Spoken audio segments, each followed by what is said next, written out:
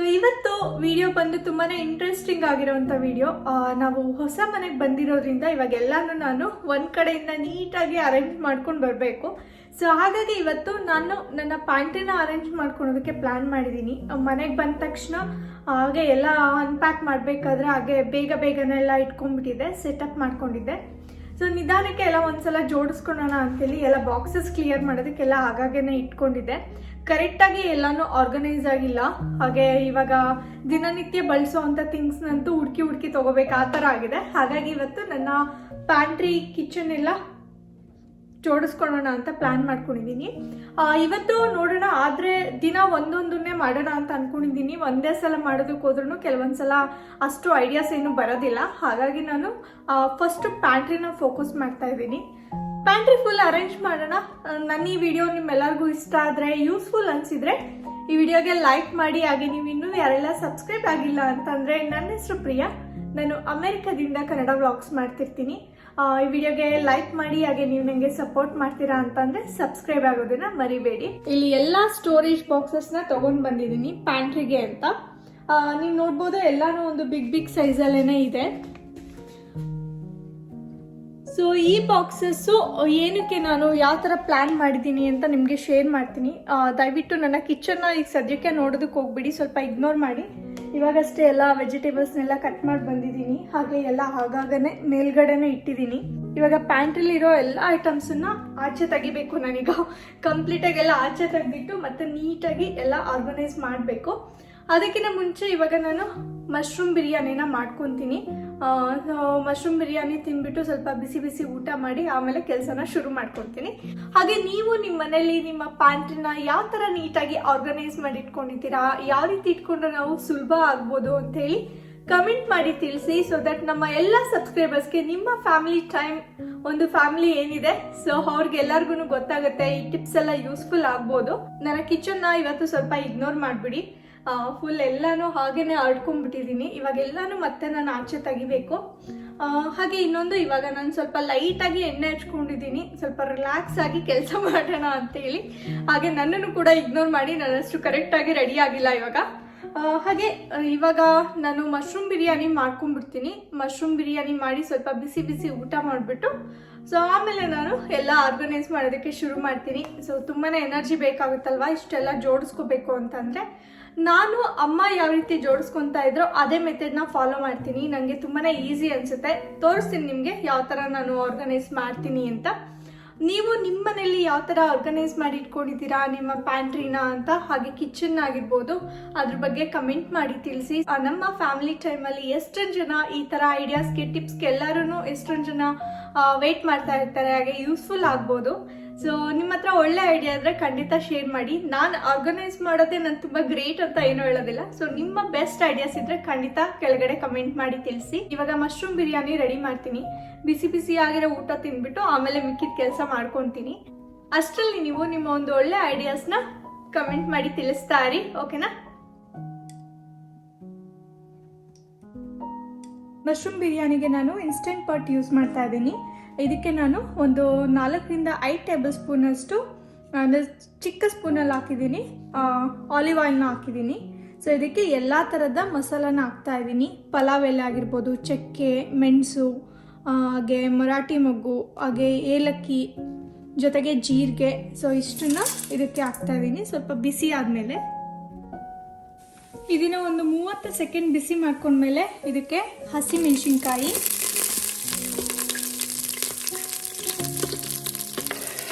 ಬೆಳ್ಳುಳ್ಳಿ ಮತ್ತು ಈರುಳ್ಳಿ,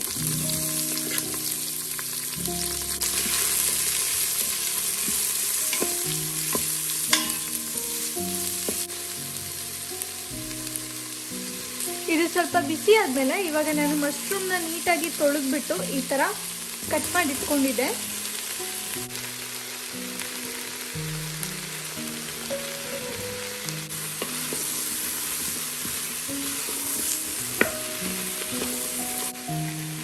ಇದು ಸಹ 1 ನಿಮಿಷ ಬಿಸಿ ಆಗಿಬಿಡಲಿ. ಇದಕ್ಕೆ ಸ್ವಲ್ಪ ಉಪ್ಪು, ಅರಿಶಿನ, ಹಾಗೆ ಸ್ವಲ್ಪ ಬಿರಿಯಾನಿ ಮಸಾಲ, ಜೊತೆಗೆ ಗರಂ ಮಸಾಲ ಇಷ್ಟನ್ನ ಆ್ಯಡ್ ಮಾಡ್ತೀನಿ.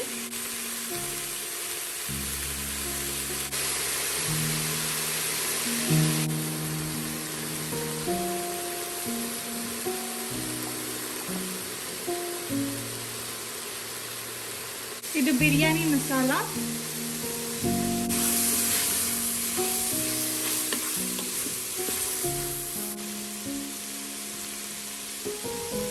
ಸೊ ಇವಾಗ ಖಾರ ಎಲ್ಲ ಹದ ಮಾಡ್ಕೊಳೋದಕ್ಕೆ ನಾನಿಲ್ಲಿ 1-2 ಟೇಬಲ್ ಸ್ಪೂನ್ ಅಷ್ಟು ಮೊಸರನ್ನ ಹಾಕ್ಕೊಳ್ತಾ ಇದ್ದೀನಿ.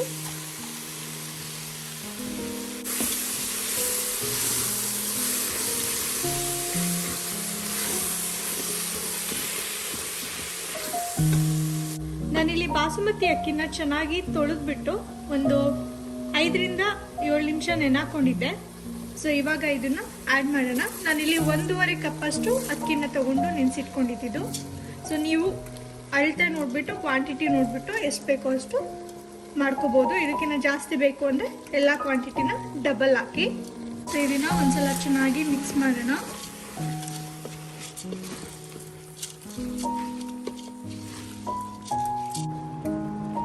ನಾನು 1.5 ಕಪ್ಪಷ್ಟು ಬಾಸುಮತಿಗೆ 2 ಕಪ್ಪಷ್ಟು ನೀರನ್ನು ಹಾಕ್ತಾ ಇದ್ದೀನಿ. ನೆಕ್ಸ್ಟು ಮೇಲ್ಗಡೆ ಸ್ವಲ್ಪ ಕೊತ್ತಂಬರಿ ಸೊಪ್ಪು, 1 ಟೇಬಲ್ ಸ್ಪೂನ್ ಅಷ್ಟು ತುಪ್ಪನ ಹಾಕ್ತಾ ಇದ್ದೀನಿ. ಕೊನೆಗೆ ಸ್ವಲ್ಪ ಉಪ್ಪನ್ನ ಆ್ಯಡ್ ಮಾಡ್ತಾ ಇದ್ದೀನಿ. ನಾನು ಆಗಲೇ ಮಸಾಲ ನೋಡ್ಬಿಟ್ಟು ಉಪ್ಪನ್ನ ಹಾಕೊಂಡಿದ್ದೆ. ಸೊ ಇವಾಗ ರೈಸ್ ಹಾಕಿರೋದ್ರಿಂದ ಅದಕ್ಕೆ ಸ್ವಲ್ಪ ಉಪ್ಪು ಸರಿ ಹೋಗೋದಕ್ಕೆ ಉಪ್ಪನ್ನ ಆ್ಯಡ್ ಮಾಡಿದೆ. ಸೊ ಇವಾಗ ಇದನ್ನ ಸಾಟಲ್ಲಿ ಇಟ್ಟು ಮಾಡಿದೆ ಅಲ್ವಾ, ಕ್ಯಾನ್ಸಲ್ ಮಾಡಿಬಿಟ್ಟು ಪ್ರೆಷರ್ ಕುಕ್ ಅಂತ ಕೊಡ್ತೀನಿ. ಸೊ 17 ಮಿನಿಟ್ ಇದೆ, ಅದೆಲ್ಲ ಫುಲ್ ರೆಡಿ ಆಗೋದಕ್ಕೆ ಒಂದು 20 ಮಿನಿಟ್ಸ್ ಆಗುತ್ತೆ. ಓಕೆ,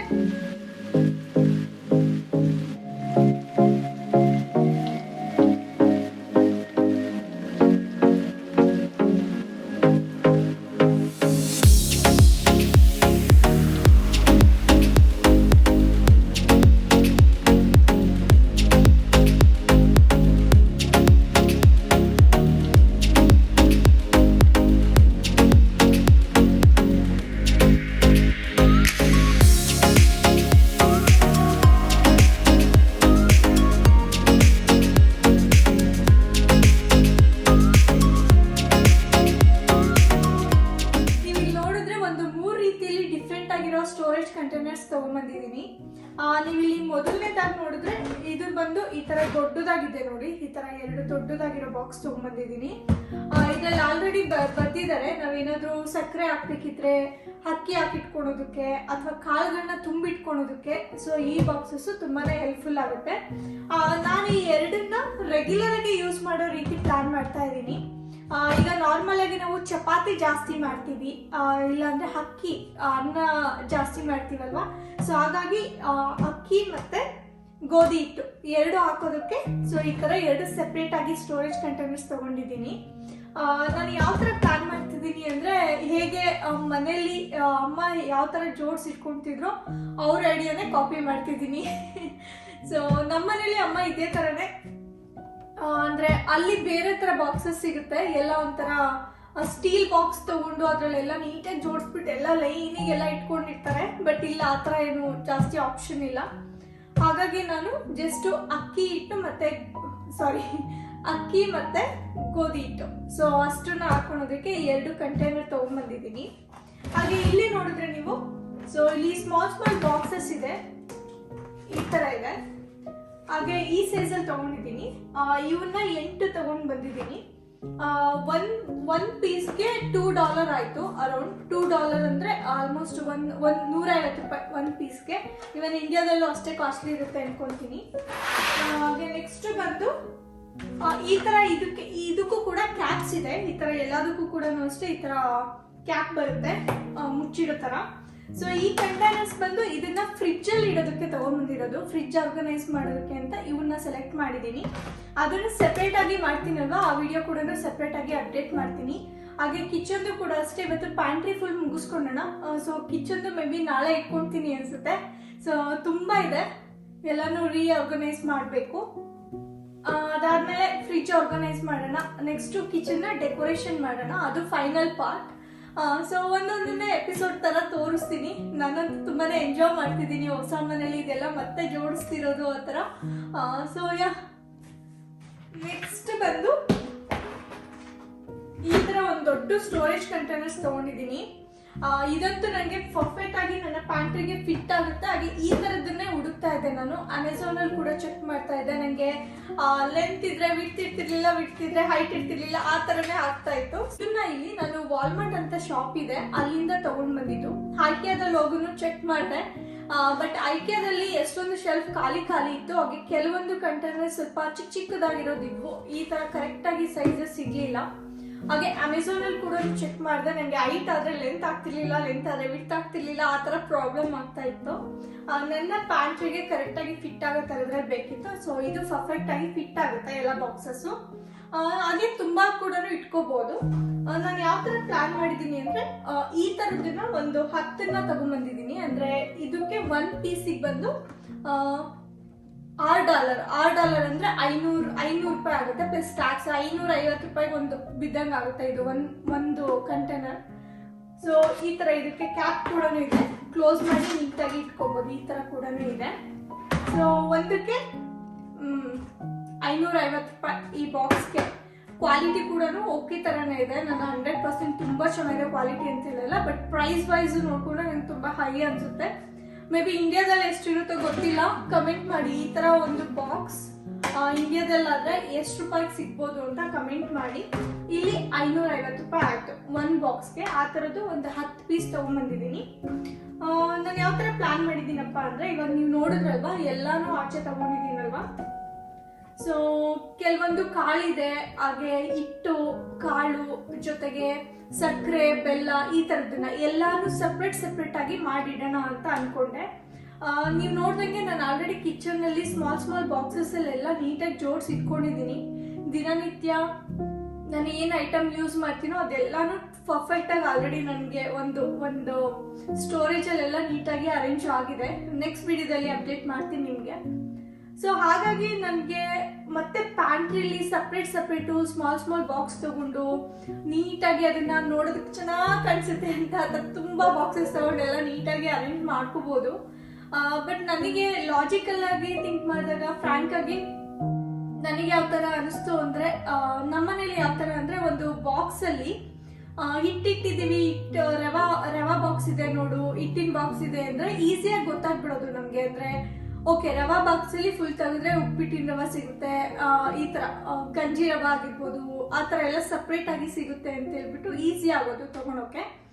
ಹಾಗೆ ಈ ಏನಂತಾರೆ, ಈ ಅಕ್ಕಿ ಸಿಗುತ್ತೆ ಅಂದ್ರೂ ಅಷ್ಟೇ, ಅಕ್ಕಿ ಬಾಕ್ಸ್ ಈಸಿ ಆಗೋದು. ಅಥವಾ ಬೇರೆ ಈ ಬೆಲ್ಲ, ಸಕ್ಕರೆ, ಈ ತರದನ್ನ ಕೆಲವೊಂದನ್ನೆಲ್ಲ ಸಪ್ರೇಟ್ ಆಗಿ ಒಂದೇ ಕಂಟೈನರ್ ಅಲ್ಲಿ ಇಟ್ಟಿರ್ತಾರಲ್ವಾ. ಎಕ್ಸಾಂಪಲ್ ತಿಂಡಿ ಬಾಕ್ಸ್. ಸೊ ಏನಾದ್ರು ತಿಂಡಿ ಇದೆ ನೋಡು ಆ ಬಾಕ್ಸ್ ಅಲ್ಲಿ ಅಂದ್ರೆ, ಬಾಕ್ಸ್ ತೆಗೆದ್ರೆ ಚಕ್ಲಿ, ನಿಪ್ಪಟ್ಟು, ಆ ತರ ಎಲ್ಲ ಸಿಗುತ್ತೆ ಅಲ್ವಾ. ನಂಗೆ ಅದೇ ತರನೇ ಇಷ್ಟ. ಟು ಬಿ ಆನೆಸ್ಟ್, ತುಂಬಾನೇ ಕಂಫರ್ಟಬಲ್ ಆಗುತ್ತೆ ಉಟ್ಕೋದಕ್ಕೆ. ಸೊ ಹಾಗಾಗಿ ಆ ಜಾಗದಲ್ಲಿ ನಾನು ಇನ್ನೂ ಬೇರೆನೂ ಇಟ್ಕೋಬಹುದು. ಅದಕ್ಕೋಸ್ಕರ ಈ ತರ ದೊಡ್ಡ ಕಂಟೈನರ್ಸ್ ಅಲ್ಲಿ ಎಲ್ಲಾನು ಡಿವೈಡ್ ಮಾಡಿ ಇಡ್ತಾ ಹೋಗ್ತೀನಿ. ನೋಡಿ ಎಷ್ಟು ಪರ್ಫೆಕ್ಟ್ ಆಗಿ ಬಾಕ್ಸ್ ಫಿಟ್ ಆಯ್ತು ಅಂತ. ತಗೊಳೋದಕ್ಕೂ ಅಷ್ಟೇ ತುಂಬಾನೇ ಈಸಿ, ಕನ್ವೀನಿಯಂಟ್ ಆಗಿದೆ. ನಾನು 10 ಬಾಕ್ಸ್ ತಗೊಂಡಿದ್ದೀನಿ ಅಲ್ವಾ, ಈ ತರದ್ದು. ಜಸ್ಟ್ ಒಂದು 5 ಬಾಕ್ಸ್ ಇಟ್ರೆ ಕರೆಕ್ಟ್ ಆಗಿ ಕವರ್ ಆಗುತ್ತೆ. ಹಾಗೆ ಇನ್ನೂ ನನಗೆ ಅಲ್ಲೆಲ್ಲ ಸ್ಪೇಸ್ ಉಳಿಯುತ್ತೆ ಒಳಗಡೆ ಎಲ್ಲ. ಸೊ ನೋಡೋಣ ಎಷ್ಟು ನೀಟಾಗಿ ಆರ್ಗನೈಸ್ ಆಗುತ್ತೋ ಅಷ್ಟು ನೀಟಾಗಿ ಆರ್ಗನೈಸ್ ಮಾಡ್ಕೊಂತೀನಿ.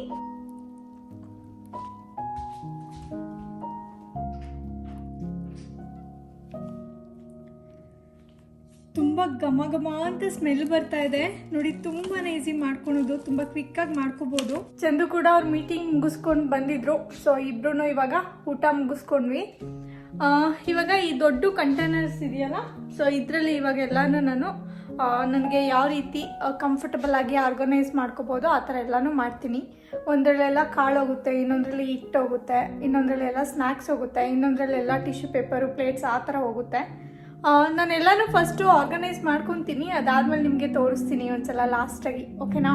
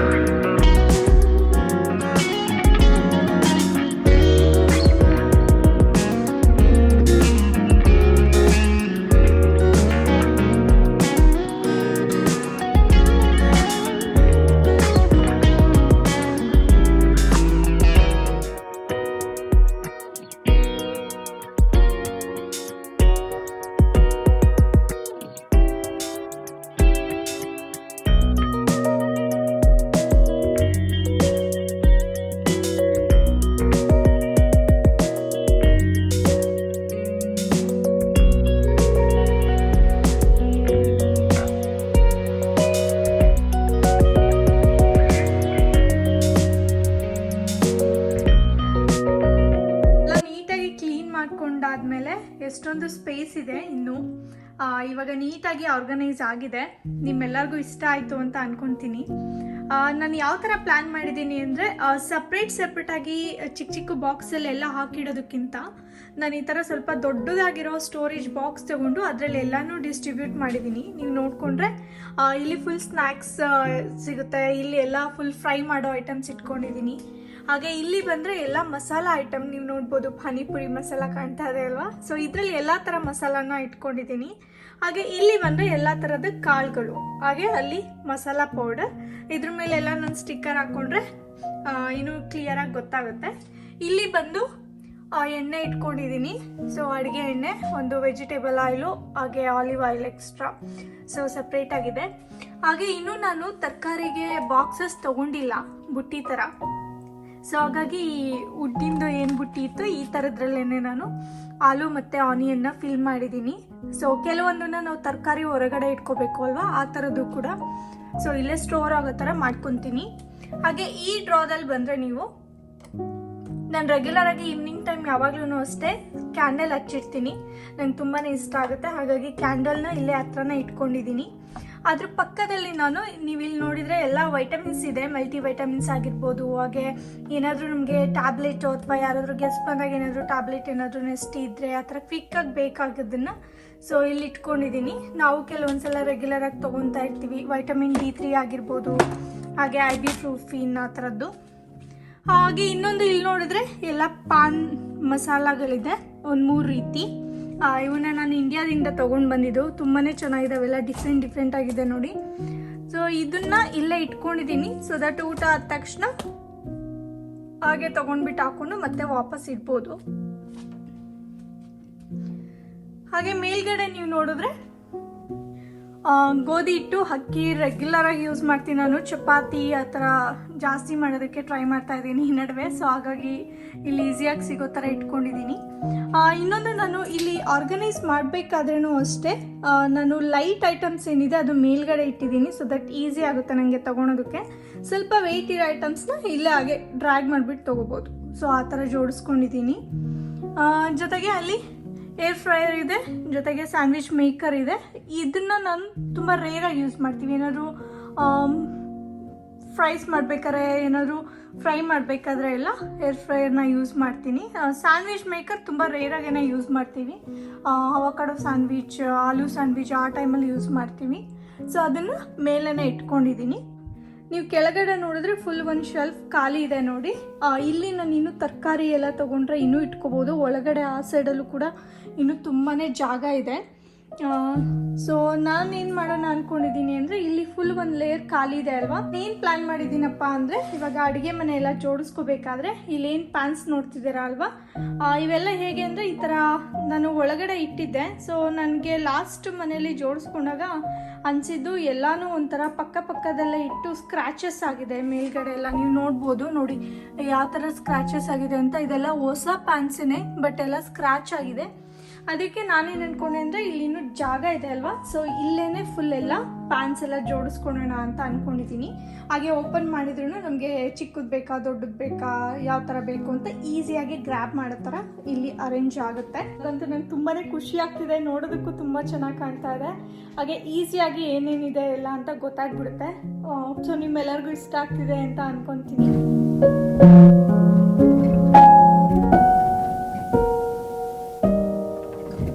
ಇವತ್ತಿನ ವಿಡಿಯೋ ನಿಮಗೆ ಇಷ್ಟ ಆಗಿದ್ರೆ, ಈ ವಿಡಿಯೋ ನಿಮ್ಮೆಲ್ಲರಿಗೂ ಯೂಸ್ಫುಲ್ ಆಗಿದೆ ಅಂತ ಅಂದರೆ ಈ ವಿಡಿಯೋಗೆ ಲೈಕ್ ಮಾಡಿ ಮತ್ತು ನಿಮ್ಮ ಅಭಿಪ್ರಾಯನ ಕಮೆಂಟ್ ಬಾಕ್ಸಲ್ಲಿ ತಿಳಿಸಿ.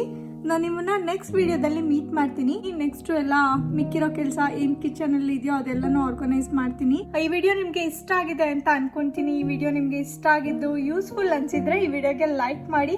ಮತ್ತು ನೀವು ಯಾರೆಲ್ಲ ಇನ್ನೂ ಸಬ್ಸ್ಕ್ರೈಬ್ ಆಗಿಲ್ಲ ಅಂತಂದರೆ ಹೀಗೆ ಹೋಗಿ ನನ್ನ ಚಾನಲ್ಗೆ ಸಬ್ಸ್ಕ್ರೈಬ್ ಆಗಿ.